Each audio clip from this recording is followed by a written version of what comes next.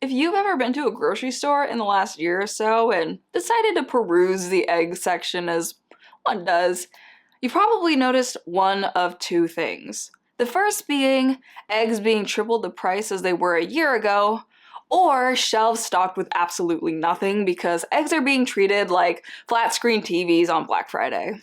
I'm sorry to say it, but eggs are not the only victims of inflation. Other grocery staples in the American diet are also being hit with higher prices like bread, butter, and flour. For basics like these, there aren't too many cheaper alternatives out there, so going grocery shopping has gotten a lot more difficult, especially for the most financially vulnerable households. Which, to be fully transparent here, this does hit a little close to home because 4 years ago, I was on food stamps.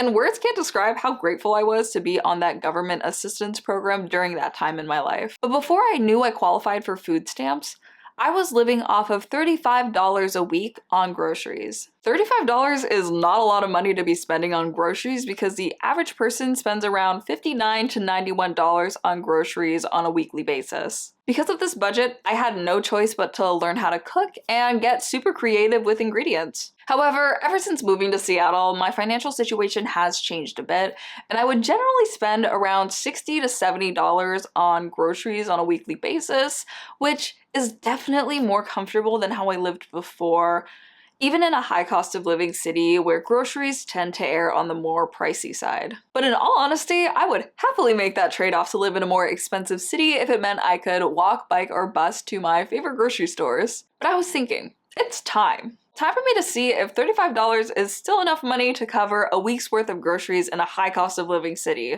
even with all the inflation that's going on. So stick around if you want to see the plan, what groceries I'll be picking up, and the kind of meals I'll be making with these groceries.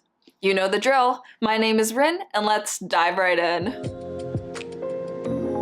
Alright, so here's the criteria. I'm planning on getting groceries for 6 days worth of food, which includes 2 unique breakfasts, 2 unique lunches, and 2 unique dinners with some snacks sprinkled in here and there. I also want it to be a little healthy, so I'm going to shop for some vegetables and fruits and produce and all that good stuff.